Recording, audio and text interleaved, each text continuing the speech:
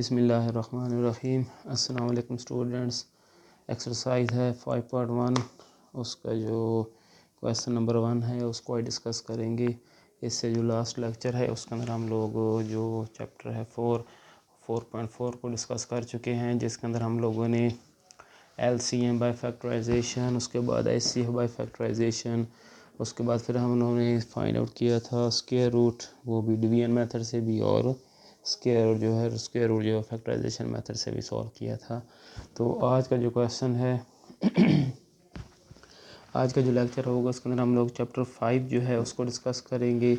तो इसके अंदर बेसिकली स्टूडेंट्स हमने सॉल्व करना है और रिप्रेजेंट करना है ऑन अ रियल लाइन।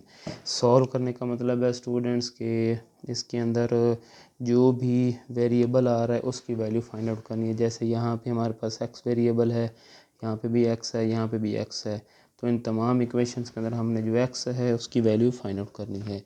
तो क्वेश्चन को स्टार्ट करते हैं स्टूडेंट्स। क्वेश्चन जो है स्टूडेंट ये वाला जो है ये बिल्कुल सिंपल है, कुछ मेथड्स हैं, कुछ स्टेप्स हैं इसको सॉल्व करने के।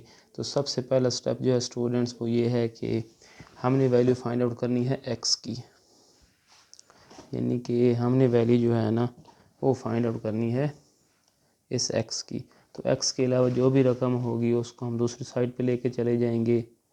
जैसे इस साइड पे ये हमारे पास 12x plus 30 is equal to -6 है।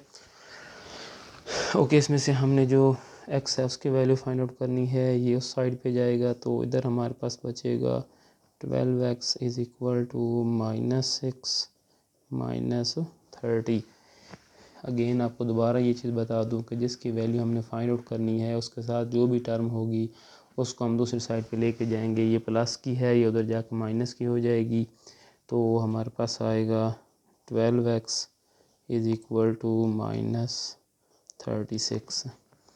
अब ये जो 12 है ये जो हमारे पास अननोन है यानी कि x है उसके साथ मल्टीप्लाई हो रहा है, तो ये उधर जाके डिवाइड हो जाएगा, यानी कि इधर 12 से डिवाइड करते हैं और 12 से, तो ये टर्म कैंसिल हो जाएगी। तो हमारे पास x जो है वो आएगा 12/3। x की वैल्यू क्या आएगी हमारे पास -3। आई होप सो आप लोगों को इस पार्ट की समझ आ गई होगी। अब क्वेश्चन जो था कि इसको हल करें, सॉल्व करें और इसको रिप्रेजेंट भी करना है ऑन अ रियल लाइन, यानी कि इसको जो रियल लाइन है, हकीकी लाइन है, उस पर इसको इंडिकेट भी करना है। तो स्टूडेंट एज यू नो कि ये हमारे पास रियल लाइन है, इसके अंदर ये वाला इसका मिड पॉइंट होता है, ओरिजिन होता है, उसके बाद यहाँ पे +1, ये +2 +3। ज़ीरो को जो राइट साइड होती है वो प्लस वाली होती हैं और ज़ीरो को जो लेफ़्ट साइड है वो सारी माइनस वाली होती हैं। ये -1 -2 -3 -4 -1 -2 -3 एंड सो ऑन। तो हमारे पास जो आंसर आया था वो था -3। तो ये हमारे पास इस लाइन पे वाक़या होगा x इज़ इक्वल टू -3, ये इस पॉइंट पे वाक़या होगा। तो अब इसका जो नेक्स्ट पार्ट है उसको डिस्कस करते हैं। तो नेक्स्ट पार्ट के अंदर भी स्टूडेंट्स हमारे पास जो वेरिएबल है वो है x, तो इसको भी सेम उसी मेथड से करेंगे, यानी कि x/3 + 6 है। अच्छा, इस पे स्टेप वही हैं सेम कि जो हमारे पास अननोन है उसके साथ जो भी वैल्यू होगी उसको x की दूसरी साइड पे लेके जाएंगे। तो एज़ यू नो कि उस साइड पे जाके क्या हो जाएगी, प्लस है तो माइनस हो जाएगी और माइनस है तो प्लस हो जाएगी, और यहाँ पे ये इक्वल की दूसरी साइड पे क्या है -12। तो ये जो x है ये यहाँ पे प्लस हो रहा है, ये दूसरी साइड पे माइनस हो जाएगा। x/3 + 6 इज़ इक्वल टू -12 है क्वेश्चन, तो ये जब उस साइड पे जाएगा तो x/3 is equal to -12 -6। Okay, x/3 is equal to -12 -6। ये होगा -18।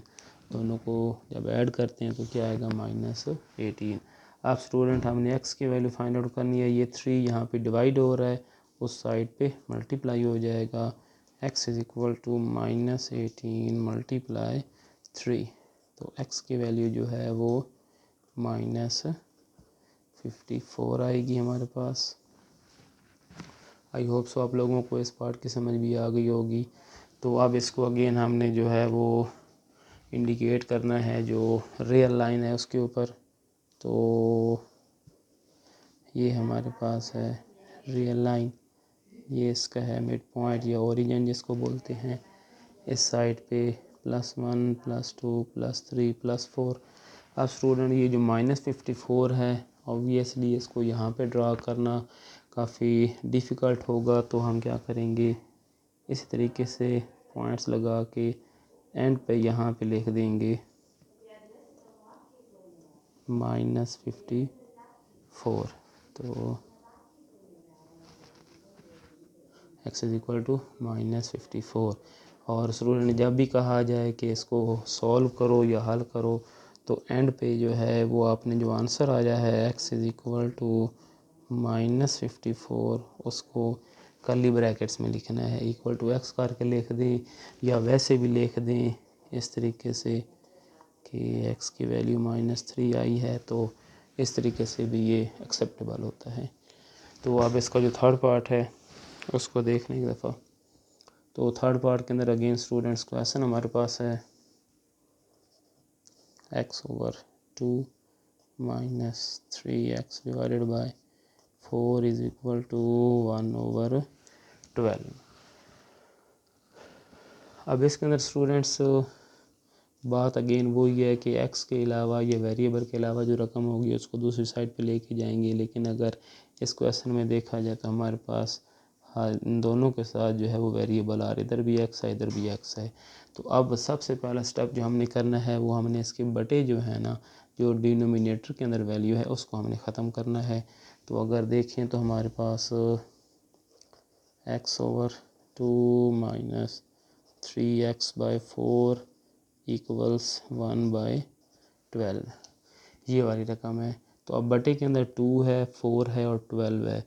इसका अगर एलसीएम लेंगे तो हमारे पास ये जो 12 है ये एलसीएम के अंदर आएगा। आई होप सो आप लोगों को एलसीएम निकालना आता होगा। अगर एलसीएम निकालना हो तो देख लो एक दफ़ा दोबारा, ये 2, 4 और 12, इसका एलसीएम लेना हो तो 2 से डिवाइड करें 12, फिर 2 से 1, 2 और ये जब किया था तो 6 आया, तो यहाँ पे 3, इसको मल्टीप्लाई करें अब 3 2 6, 6 2 12। ओके, तो हमारे पास इसका जो एलसीएम आएगा स्टूडेंट्स वो क्या होगा 12। तो इस 12 के साथ हम इधर भी मल्टीप्लाई करेंगे, इसी 12 के साथ हम इधर भी मल्टीप्लाई करेंगे और इधर भी मल्टीप्लाई करेंगे। यानी कि जो भी हमारे पास एलसीएम आएगा उससे हम सारी जो इक्वेशन है उसको मल्टीप्लाई करेंगे। तो ये इससे कट जाएगा 6, इसको इससे मल्टीप्लाई करें 6x माइनस ये 3 को 3 से मल्टीप्लाई करें तो 9x और ये ऐसे कट जाएगा, इधर बच जाएगा 1। तो आई होप सो आप लोगों को इस पार्ट की समझ भी आ गई होगी कि सबसे पहले हमने जो डिनोमिनेटर यानी कि बटे के अंदर रकम है उसको हम जो है वो वहाँ से ख़त्म करेंगे। तो इन दोनों को माइनस करेंगे तो -3x इज़ इक्वल टू 1। अब अगेन स्टूडेंट्स -3 यहाँ पे मल्टीप्लाई हो रहा है, उस साइड पे जाके डिवाइड हो जाएगा, यानी कि ये डिवाइडेड बाय -3 डिवाइडेड बाय -3। तो x की वैल्यू जो है वो आ गई -1/3, ये x की वैल्यू है। तो अब अगेन इसको हम जो नंबर लाइन है उसके ऊपर इंडिकेट करेंगे, यानी कि ये 1 जो है ना उसका भी थर्ड पार्ट है। तो ये होगा इसका 0 +1 +2 +3 -1 -2 -3। और ये जो -1/3 है स्टूडेंट्स, एज़ यू नो कि ये इस पॉइंट पे कहीं पे लाई कर रहा होगा, क्योंकि ये 1 से लेस है तो यहाँ पे होगा x इज़ इक्वल टू -1/3। तो ये थे फर्स्ट 3 पार्ट्स चैप्टर 5 जो है उसकी जो फर्स्ट एक्सरसाइज है 5.1 उसके ये 3 पार्ट्स थे। आई होप सो आप लोगों को इन पार्ट्स की समझ आ गई होगी। तो जो नेक्स्ट लेक्चर होगा उसके अंदर हम इसके जो लास्ट 2 पार्ट्स हैं उनको डिस्कस करेंगे। Thank you very much. Allah हाफिज़।